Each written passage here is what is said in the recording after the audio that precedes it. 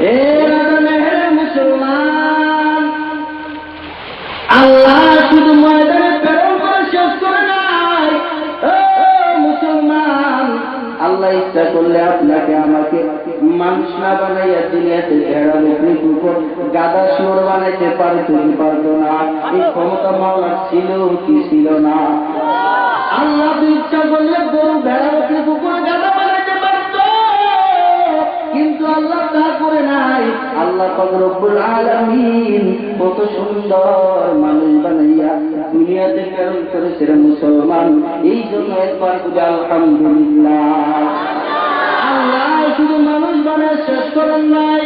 এ রাজা মেহরানাকার মুসলমান, আল্লাহ পাক রব্বুল আলামিন আজকে ঢাকা শহরের দিকে তাকাও, ফ্লাইওভার ব্রিজের দিকে তাকাও, কত আল্লাহর গোলাম আছে, একজনের হাত নাই, একজনের একটা অঙ্গ নাই, মানুষের দরবারে কান্নাকাটি করতেছে, রাস্তার মধ্যে গড়াগড়ি করে। আল্লাহ পাক রব্বুল আলামিন ইচ্ছা করলে তাদের মতো আপনাকে আমাকে বানাইতে পারতো কি পারতো না? এই ক্ষমতা মাওলার আছে না নাই? এত সুন্দর করিয়া, এত মায়া মহব্বত করিয়া আল্লাহ যে দুনিয়াতে প্রেরণ করেছেন, এই জন্য আবারও একবার বলে আলহামদুলিল্লাহ। আরো জোরে বলে আলহামদুলিল্লাহ। আলহামদুলিল্লাহ قدر خيرا وقدرا، الحمدلله قدر خيرا وقدرا، والشكر لمن صور حسنا وجمالا، والشكر لمن صور حسنا وجمالا، فرد صمد عن صفة الخلق بديع، رب الأزلي خلق الخلق كمالا، رب الأزلي خلق الخلق كمالا، لا ضد ولا ند ولا عبد لمولى، الآن كما كان ولم يلق زوالا، الآن كما كان ولم يلق زوالا। ও মুসলমান, ইমানদার আল্লাহর গোলাম, আল্লাহ রব্বুল আলামিন সুন্দর মানুষ বানায় শেষ করেন নাই। আল্লাহ ইচ্ছা করলে, মুসলমান, আল্লাহ ইচ্ছা করলে আপনাকে আমাকে মুসলমান না বানাইয়া হিন্দুর ঘরে বদলের করে প্রেরণ করতে পারতো কি পারতো না? এই ক্ষমতা মাওলার আছে না নাই? আছে কিনা? আল্লাহ পাক রব্বুল আলামিন মুসলমান বানাইয়া এই দুনিয়াতে প্রেরণ করেছেন মুসলমান। আল্লাহ শুধু মুসলমান বানিয়ে শেষ করেন নাই, কত নবী, কত পয়গম্বর আল্লাহর কাছে দরখাস্ত করেছে, আল্লাহ আপনি যদি আমাদেরকে নবী না বানাইয়া আখির জামানার পয়গম্বর উম্মত বানাইতা, আমাদের জীবনটা ধন্য হইতো। আমরা যারা আসলাম, কেউ কি কোনদিন আল্লাহর কাছে বলেছে, আল্লাহ আপনি আমাদেরকে আখিরের উম্মত বানাইয়া দুনিয়াতে প্রেরণ করেন? কেউ কোনদিন বলছে? না না, কেউ কোনদিন বলি নাই। আল্লাহ কেমন উম্মত বানাইছে? হে মুসলমান গো, যে নবীর চারদিকে একবার যদি মানের দৃষ্টিতে তাকাও, আল্লাহ পাক রব্বুল আলামিন তার জন্য জাহান্নামের আগুনকে হারাম করিয়া দেয়।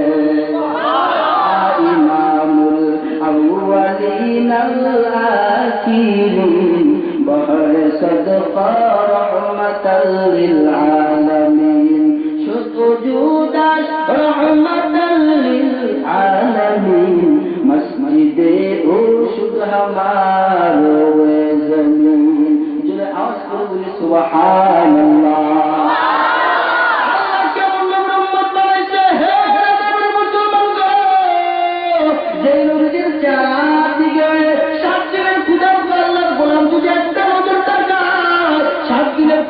আল্লাহর গোলামের ক্ষুধা সাথে সাথে নিবারণ হইয়া যায়। আর আসতে কোন সুবহানাল্লাহ, মনে হয় এরকম আরো বহুত আছে, কি বলেন? আছে নাকি? নাই তো সুবহানাল্লাহ বলতে এত কষ্ট কেন আপনাদের? না কারো মনে এরকম কোন নিয়ত আছে হুজুর আপনারা দাওয়াত করেন চাঁদ ছিলেন আমরা বসে বসে একটু থাকি, এরকম নিয়ত আছে নাকি কারো? এইভাবে জান্নাতের বাগান যত চিল্লাইবেন তত গোনা মাপ, আল্লাহ দরবারে মর্যাদা তত বৃদ্ধি হবে।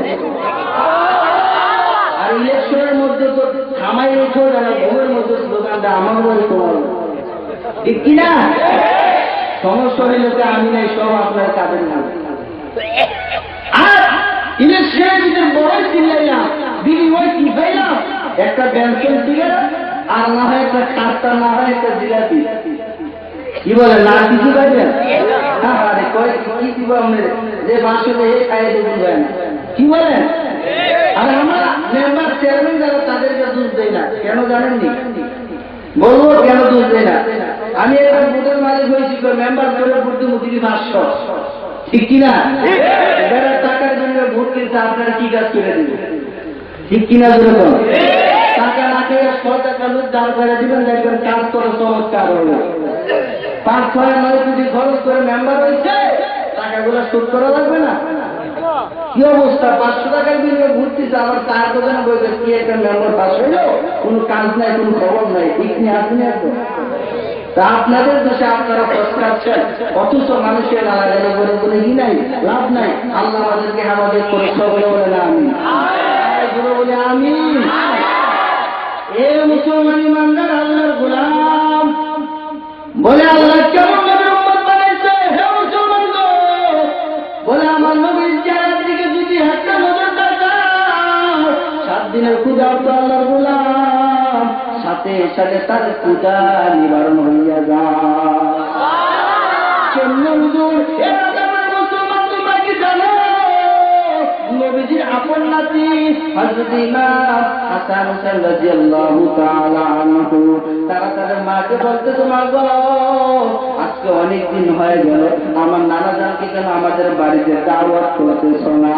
হযরত ইমাম হাসান হোসেন রাদিয়াল্লাহু তাআলা আনহুর মা হলেন হযরত ফাতেমা রাদিয়াল্লাহু তাআলা আনহা। ফাতেমা দরবারে কান্নাকাটি করতে, তোমার গো আমার নানাকে কেন আমাকে বাড়িতে দাওয়াত করতেছ না? হযরত ফাতেমা চোখের পানি পালাইয়া কান্নাকাটি করে বলে, বাবা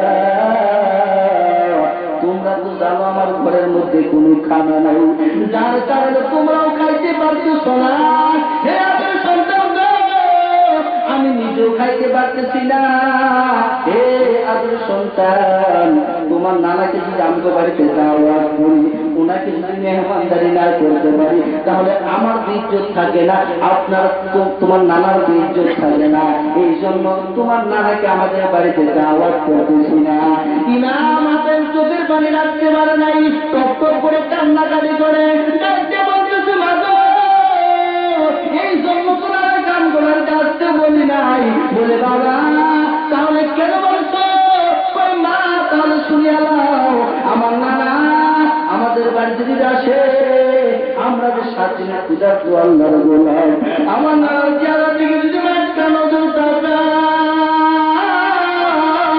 আমরা যে 7 দিনের পূজা তো আল্লাহর গোলাম, আমাদের পূজা সাথে সাথে নিবারণ হইয়া যায়।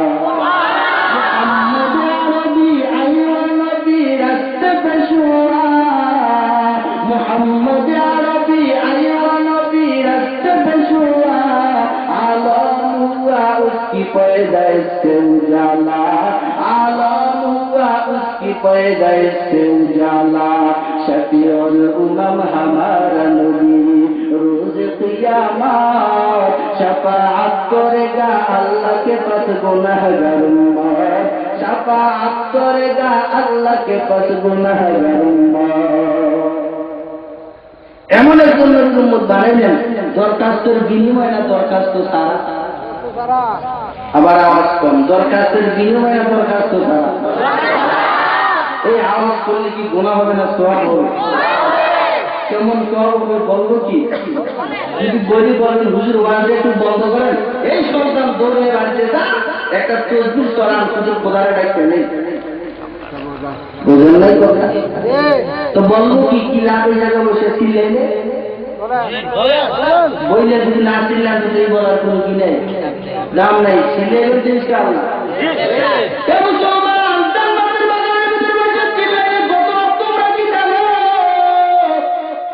পয়গম্বরের প্রিয় সাহাবী হযরত আবু হুরায়রা রাদিয়াল্লাহু তাআলা আনহু একবার রাস্তার কিনারায় গাছ লাগাইতেছে। কিছুক্ষণ পর আপনার নবী আমার নবী সরকারের দ্বারা এই রাস্তা দিয়ে আগমন করলেন। দেখে আবু হুরায়রা ওই রাস্তার মধ্যে গাছ লাগাইতেছে। পয়গম্বর বলেন, আবু হুরায়রা এই জায়গার ভিতরে তুমি কি লাগাও? হে পয়গম্বর, এই জায়গার ভিতরে বসে বসে গাছ লাগাইতেছি। পয়গম্বর বলেন, আবু হুরায়রা এই যে গাছ তুমি লাগাইতেছো, এই গাছটা দুনিয়াতে কতদিন টিকে থাকবে, কতদিন থাকবে?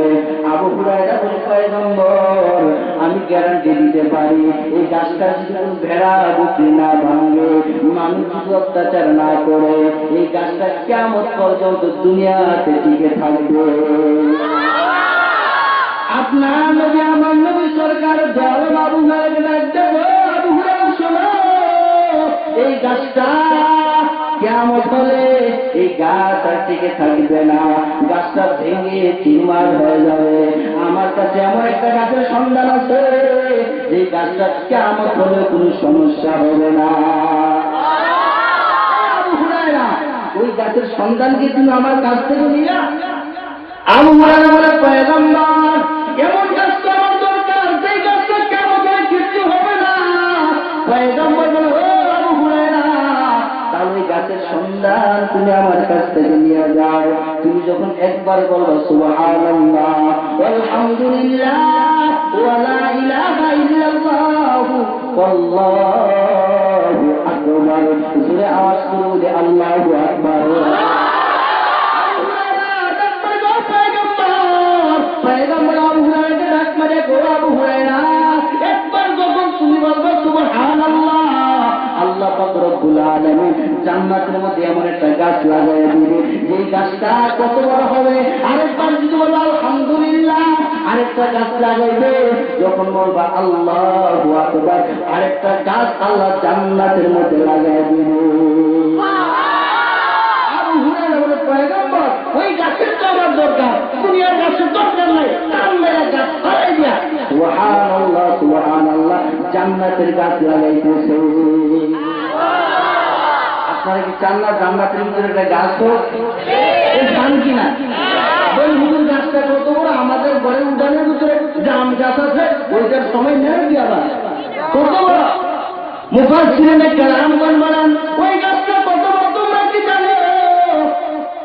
বলে একটা দ্রুতগামী ঘোড়া 500 বছর দ্রুত উড়া, তারপর ওই গাছের ছায়াটা অতিক্রম করতে পারবে না। বলেন কয় বছর? 500 বছর যদি দৌড়ায় মুসলমান গাছ তোমার কথা ওই ছায়াটা অতিক্রম করতে পারবে না। এত বড় গাছ আল্লাহ জান্নাতে লাগাইবেন, কয়বার সুবহানাল্লাহ ডাকার বিনিময়ে? মাত্র একবার। আমরা যদি দৈনিক সুবহানাল্লাহ সুবহানাল্লাহ বলি, আমাদের গাছের অভাব হবে না জান্নাতে। রাজি আছেন তো ইনশাআল্লাহ? ইনশাআল্লাহ কমপক্ষে 100 বার সুবহানাল্লাহ, 100 বার আল্লাহু আকবার, 100 বার আলহামদুলিল্লাহ। কারা কারা পড়বেন প্রত্যেকদিন তো হাত তুলে খোদাকে দেখায় দেন, নারে তাকবীর, নারে তাকবীর। আল্লাহ আমাদেরকে কবুল করে সকলে বলেন আমিন, আরো জোরে বলে আমিন। দেখো মুসলমান বলতেছিলাম এত দয়াময় আল্লাহ এত দয়া করে এই জান্নাতের বাগানে বসার তৌফিক দান করেছেন। আল্লাহ অত্যন্ত দয়াময় দয়া করেছেন। এই জন্য আবার একবার বলে আলহামদুলিল্লাহ, আলহামদুলিল্লাহ।